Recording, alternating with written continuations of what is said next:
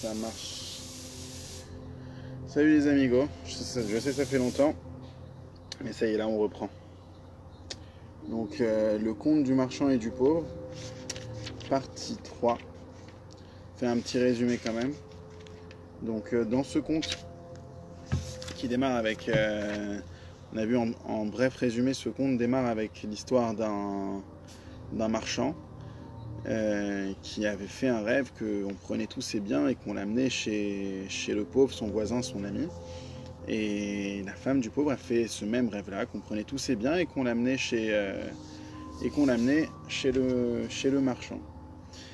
Et en fait, à un moment donné, la femme du pauvre, elle s'était fait capturer. On avait vu déjà dans la partie 1, ça, qu'elle s'était fait capturer et qu'après, le marchand du pauvre, voyant son ami qui était un peu destroy comme ça, et ben, il a tout fait pour aller la récupérer et la chercher. Il l'a retrouvée. Et c'est pas seulement qu'il l'a retrouvée, il l'a sauvée. Elle lui a fait un serment des plus forts. Elle lui a promis que quoi qu'il arrive, si un jour elle aurait un quelconque mazal, une quelconque richesse dans sa vie, eh ben, ça lui reviendrait. Ça lui reviendrait, en tout cas, s'il le demandait, elle lui refuserait pas. Et il se trouve que les deux ont eu des enfants. Lui a eu un garçon, le marchand, et elle a eu une fille. La fille était très belle. Tellement belle que les gens se déplaçaient pour la voir. On lui amenait des cadeaux, on lui amenait toutes sortes de présents. Et ce qui fait que même le pauvre, il est devenu riche comme ça. Il est devenu riche. C'est pas seulement qu'il est devenu riche, il est devenu très très riche. Et pour pouvoir se marier avec les rois, on l'a même mis au rang d'empereur et de... Enfin bref, il a monté tous les échelons. Là, actuellement, il est empereur du monde. Il ne voulait plus marier sa fille avec le marchand, parce que c'est plus de son statut. Et il a même essayé de faire tuer le jeune homme. Au final, le jeune homme est parti en exil. Il a été sauvé par la mère par sa femme qui elle avait promis au marchand que bah, c'est mort, je t'ai promis et c'est lui ton zivoug. C'est ce qu'elle dit à sa fille. Sa fille dit ok, c'est lui mon zivoug, tu as promis sur 7 lieux. Les lieux on parlait, on se rappelle dans la partie 2 les lieux avec de l'eau. Et voilà que maintenant, là c'était vraiment genre la fin de ce qu'on avait raconté la dernière fois. Ce jeune homme là, parti en exil, il s'est retrouvé dans une île déserte, il a décidé de faire sa vie là-bas. Il avait le papier que la princesse lui avait donné, et il a perdu ce papier là-bas, dans un des arbres. Il y a eu une grande tempête, le papier impossible à retrouver. Et du coup, à un moment donné, il s'est dit bon, je vais sortir de cet endroit parce que sinon je vais devenir fou. Et pour se faire un petit peu d'argent, il a raconté son histoire à quelques rois. Quelques rois qui ont décidé de profiter de ces informations pour essayer d'aller marier la princesse qui est très belle. Et il voulait donc. Et donc du coup, ça s'est passé comme ça 3-4 fois où à chaque fois, il a été voir des rois et il leur a raconté toute l'histoire et à chaque fois avec plus de détails. Et il recevait un petit peu d'argent grâce à ça. Et ensuite, il allait dépenser cet argent, mais le truc c'est qu'après les rois ils le renvoyaient parce qu'ils ne voulaient pas que quelqu'un d'autre connaisse la vérité. Et donc du coup, la première personne vient devant la princesse et lui raconte toute l'histoire que le jeune homme lui avait racontée. Donc le prince qui avait reçu les informations raconte à la fille de l'empereur que c'est lui son vrai zivoug. Alors qu'en vrai, c'est pas lui. On se rappelle que son vrai zivoug, c'est le pauvre marchand qui s'est fait renvoyer à chaque fois de là où il était, que c'est difficile pour lui. Bon, ben maintenant, on va voir comment ça se passe du côté de la fille de l'empereur. Et donc elle en fut émerveillée. Et en fait, elle eut vraiment l'impression que la personne qui vint devant elle, c'était son partenaire, du même âge. En fait, il y avait tous les signes pour dire, ok, lui, c'est bien la personne que j'attends. Toutefois, elle ne comprenait pas pourquoi est-ce que les signes qu'elle avait écrits dans le papier, il ne les donnait pas dans l'ordre. Il les a donnés dans un ordre différent.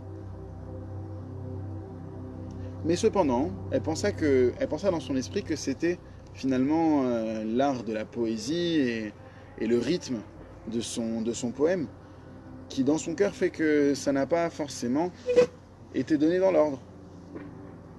Après tout, pourquoi pas, c'est la poésie. Et elle lui écrivit que oui, effectivement, elle se marierait avec lui. Pourtant, c'est pas lui sa moitié, comme on a vu. Et cette nouvelle, donc, fit un grand bruit, et les gens furent dans une grande allégresse comme ça. C'était extraordinaire. Enfin, elle trouve quelqu'un qui lui correspond.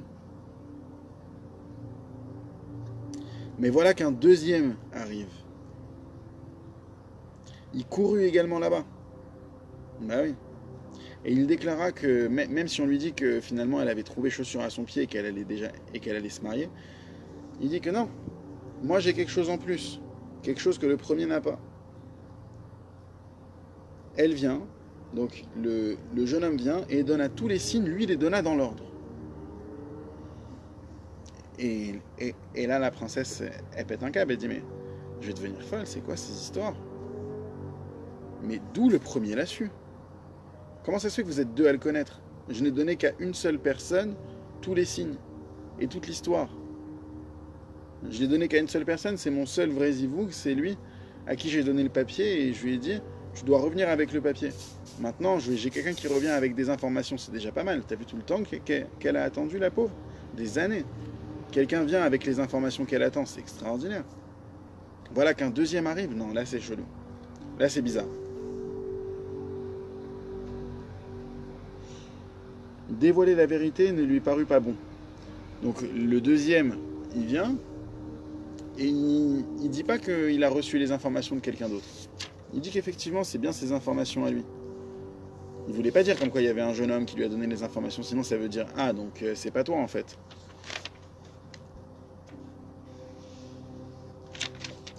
Et donc là, elle était stupéfaite, la fille. La fille de l'empereur, elle savait pas. D'où le premier l'a su, d'où le deuxième. Et le second aussi, il était à peu près de son âge, donc c'était possible. Et en plus, il a donné les signes dans l'ordre. Le premier, il s'est dit, sachant qu'il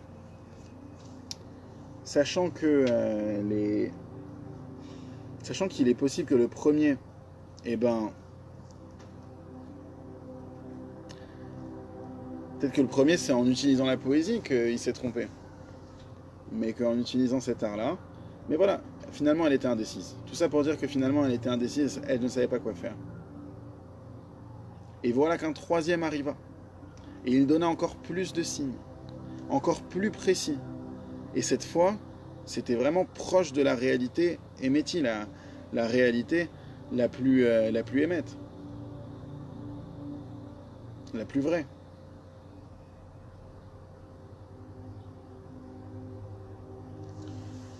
Et le troisième vint et lui dit moi je possède l'écrit, mais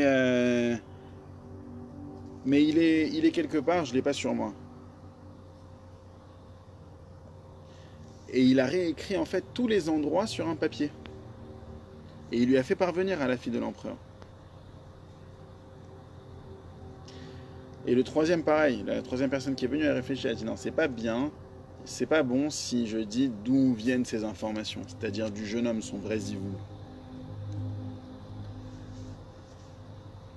Et pareil, il expédia lui aussi, il expédia le jeune homme au loin, encore 200 par Saot. On avait dit c'était à peu près 1200 km. Donc à chaque fois, il est encore plus loin de la trouver. Le troisième roi courut également là-bas pour épouser la belle. Et on lui dit que la place était prise. Et malgré tout, il essaya. Il avait un signe de plus que les autres. Le troisième déclama son poème. Il montra à la fille la représentation des lieux avec l'eau, là-bas où sa mère avait juré serment. Et là, elle en fut très bouleversée. Cependant, elle ne pouvait pas faire quoi que ce soit. Parce qu'il y avait déjà le premier et le second. Qui choisir? C'était très délicat. C'est pourquoi elle déclara, et alors là, elle a fait un coup de maître. Elle déclara qu'elle ne se marierait seulement avec celui qui viendra avec le papier qu'elle a donné, qu'elle a écrit de sa main.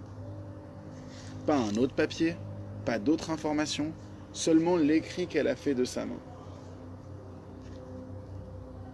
C'est très fort parce qu'elle aurait pu se dire, après tout le temps qu'elle a attendu, allez, c'est pas grave, faut faire des concessions dans la vie. Faut faire des concessions dans la vie.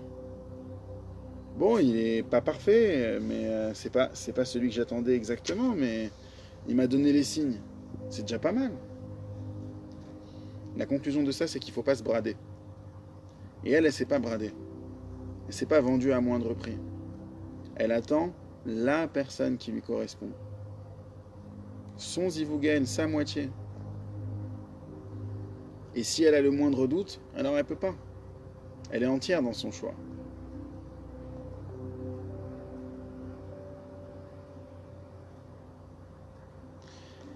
Et c'est la raison pour laquelle il considéra que c'est lui, en personne, qui se laisserait aller se rendre là-bas. Peut-être réussira-t-il. Donc là, maintenant, en fait, on a son vrai zivouk, sa vraie moitié, qui se dit, bah attends, si elle veut le vrai, bah je vais venir en personne. Et peut-être que je vais réussir. Au lieu à chaque fois de donner mes informations à tous les rois, je vais venir en personne. Il marcha et parcourut de longues distances. Là, il a fait comme son retour, comme ça. Il arriva là-bas. Il déclara qu'il possédait un atout, de plus que les autres. Il déclama son poème et il donna encore des signes encore plus clairs. Il lui rappela qu'ils avaient étudié ensemble dans la même classe et en lui livrant tous les détails comparables. Il lui raconta tout. Qu'il avait envoyé les rois précédents et qu'il avait caché l'écrit dans un arbre.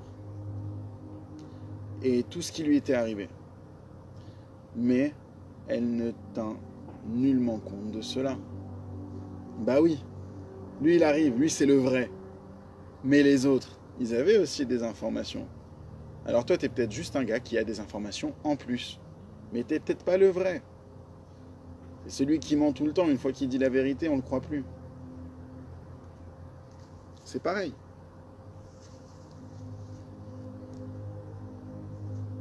Les autres aussi ont fourni des raisons. Et ils ont même fourni des raisons de ce pourquoi est-ce qu'ils n'avaient pas l'écrit en leur possession. Et reconnaître la personne par le visage, c'était très difficile parce que cela faisait maintenant des années qu'ils ne s'étaient pas revus. Et donc elle n'a pas tenu compte de ces signes, jusqu'à ce qu'on lui apportât l'écrit en question. Car elle pensait aussi que le premier c'était le bon, et même le second, et le troisième. Alors pourquoi elle refusait?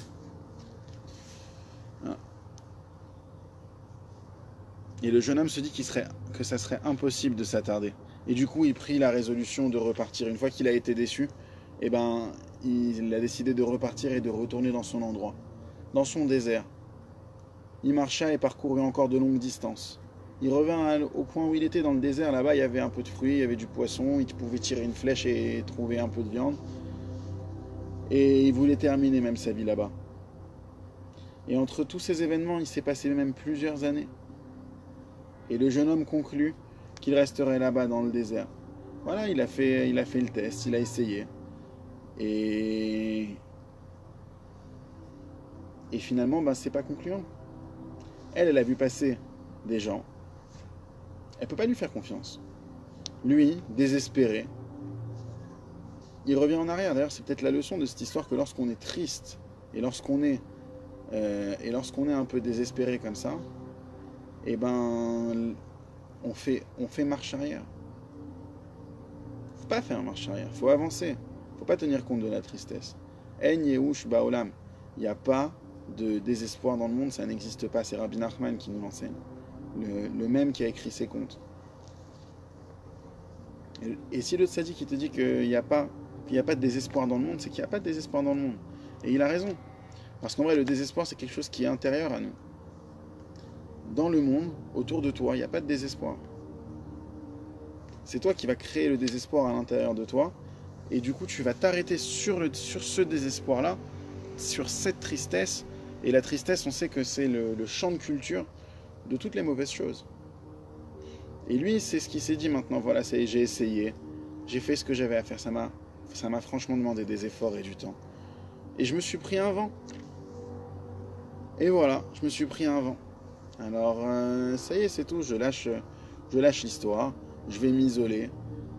Chacun s'isole dans sa vie comme il veut. Il y a 1000 façons de s'isoler. Et une fois que tu t'isoles, et ben tu tombes dans le sommeil. Et une fois que tu tombes dans le sommeil, c'est fini. Tu peux rester des années comme ça. Voilà, il te dit ici, plusieurs années sont passées. Il demeura là-bas, il mangea, etc. Et il fit comme précédemment, il n'a pas avancé.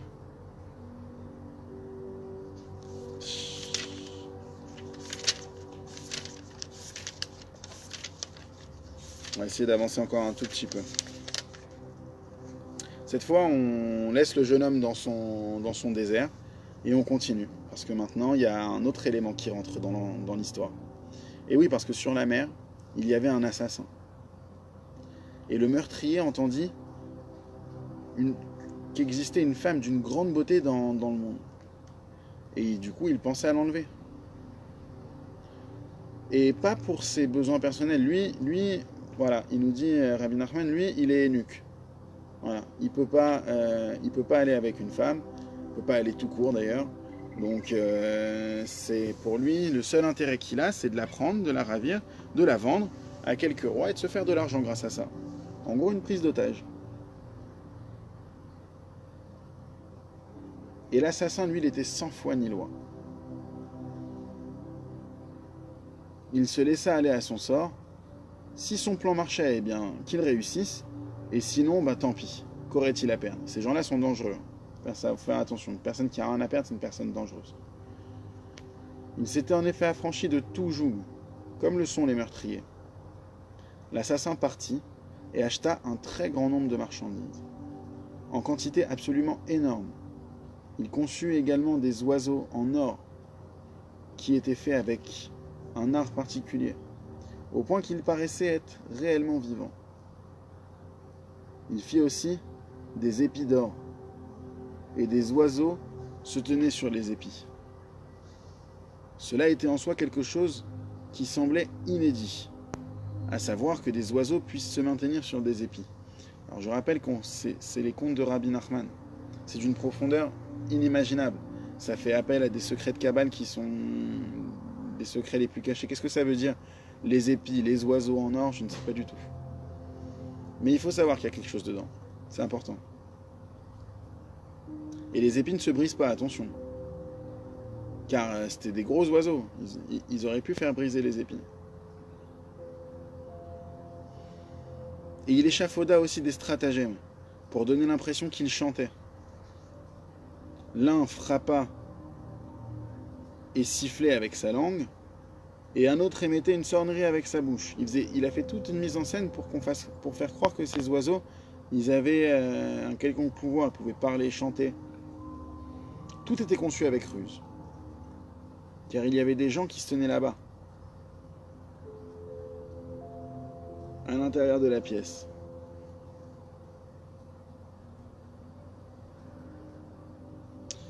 Et au moyen de fil, il faisait chanter les oiseaux. Et on avait vraiment l'impression que c'était eux, les oiseaux, qui chantaient. Et l'assassin voyageait avec tout ça, jusqu'au pays où se trouvait la fille de l'empereur. Il arriva dans la ville où elle était, et il immobilisa son bateau dans la mer, en y jetant l'ancre et en l'empêchant de dériver. Il prit l'apparence d'un grand commerçant. Les gens allaient et venaient sur place pour acheter chez lui de nombreuses denrées précieuses. Il resta là-bas un certain temps, durant 3 mois et plus, le temps que les gens s'habituent à sa présence. On rapporta de chez lui de belles marchandises qu'on avait acquises auprès de lui. La fille de l'empereur désira aussi acheter un produit. Elle fit envoyer quelqu'un auprès de lui. Mais, mais il lui fait parvenir comme réponse que c'était pas la peine de faire livrer. Moi, je fais pas livrer de produits chez l'acheteur. Seulement, si elle veut, si elle veut des produits de ma part, il faut qu'elle vienne en personne.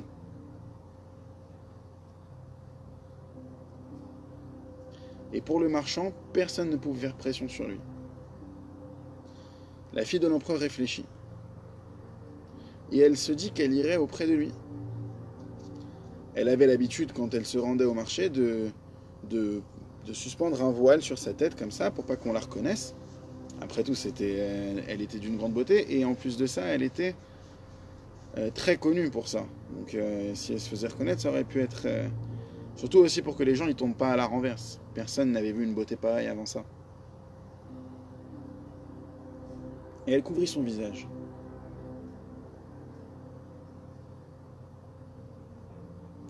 Elle avait avec elle une escorte de dames et une escorte de soldats. Et elle vint auprès du marchand. Donc l'assassin. Elle acheta sur place des marchandises auprès de lui. Puis elle partit. Le marchand lui dit: hé, si tu viens encore une fois, je te montrerai encore des choses plus belles que celles-là. Elle revint à nouveau une autre fois et fit des achats, puis repartit. Et ce meurtrier resta là-bas quelque temps. Dans l'intervalle, la fille de l'empereur prit l'habitude de se rendre auprès de lui. Elle entrait et sortait.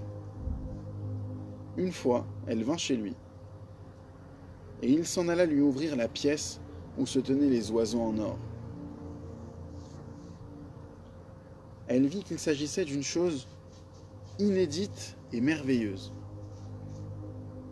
Les autres, c'est-à-dire les soldats, voulurent également entrer. Mais elle répondit: non, non, non, non, non. Le marchand leur dit: non, non, ça je le montre à personne. Il est hors de question. Je ne le montre à personne, seulement à toi parce que tu es la fille de l'empereur. Mais aux autres, je n'y tiens pas du tout. Elle entra en personne, et lui aussi s'avança dans la pièce, dont il ferma la porte. Il s'agit en toute simplicité. En fait, ouais, c'est ça, il agit en toute simplicité, en s'emparant d'un sac et en l'y mettant contre son gré. Donc il lui met un sac et il la capture comme ça. Il lui retira ses vêtements et il la revêtit tel un matelot. Il voila son visage et le poussa à l'extérieur en disant: va-t'en. Ce matelot ne savait absolument pas ce qu'on avait fait de lui. Dès qu'il sortit dehors, son visage était recouvert. Donc en fait, il a pris un matelot, il a échangé les vêtements entre la fille de l'empereur et le matelot, il a caché le visage du matelot et il l'a renvoyé en lui disant: va-t'en. Donc tout le monde pensait que c'était bien la fille de l'empereur, mais non. Ils se mirent à partir avec lui immédiatement, en ayant l'impression que c'était la fille de l'empereur. Quant à lui, c'est-à-dire le matelot, il se déplaçait avec la troupe de soldats qui le conduisait, en ignorant tout de la destination, jusqu'à arriver là-bas, dans la chambre où la fille de l'empereur résidait. Cela fit un grand bruit. Le matelot fut frappé au visage. T'imagines bien, lorsqu'ils ont appris l'histoire. Bien comme il faut. Il a été frappé et Rabbeinu nous dit bien comme il faut. Puis on le jeta, car il n'était pas responsable, parce que finalement il ne savait rien. Dans l'histoire, on va s'arrêter là. Juste pour revenir sur un point de l'histoire qui est quand même interpellant, c'est la façon dont l'assassin va capturer la fille de l'empereur. On voit que d'abord, il s'installe, il reste là, il se fait connaître. Ensuite, la fille de l'empereur vint, et petit à petit, elle va s'habituer à aller acheter des choses chez lui, jusqu'au jour où il ferma la porte. C'est un petit peu ce phénomène qu'on peut voir dans une notion qu'on appelle le Yetzer, la zone d'ombre à l'intérieur de nous. ces pensées des fois qui tournent. On se dit, bon, ça, on se rapproche au fur et à mesure. On côtoie l'interdit, on explore comme ça quelque chose qu'on sait que c'est mauvais. Un exemple, un gamin de 15 ans, ou pas, ou même plus vieux, on s'en fout, qui voit ses amis fumer. Au début, il va juste traîner avec eux. Et après, il va s'habituer à être avec eux. Et après, on va lui proposer une taf. Il va tousser. Mais il va quand même rester avec eux. Et au bout de quelques temps, tu vas voir qu'il va prendre sa première cigarette et tu vas voir qu'au final, il va devenir fumeur. Ça, c'est un exemple. Mais cet exemple-là, on peut le voir partout. Le Yetzer Hara, le mauvais penchant, il ne va pas rentrer en nous de manière brutale. À chaque fois, c'est des petites fractures. Et pour ça, il faut s'habituer aussi. Parce qu'au final, elle a dit à ses soldats, non, vous pouvez rester dehors. Le fait qu'elle dise à ses soldats, vous pouvez rester dehors, en quelque sorte, les gardiens, c'est son être intérieur qui lui dit, non, regarde, viens, on t'accompagne, on te protège. Non, non, c'est bon, j'ai pas besoin de protection, je le connais, c'est safe. C'est pas safe du tout, en fait. Et c'est ça qui est interpellant dans cette fin de troisième partie.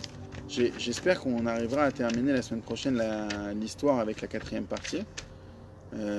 Si Dieu veut, dimanche. Sinon, d'ici là, eh bien, je vous souhaite des bonnes nouvelles.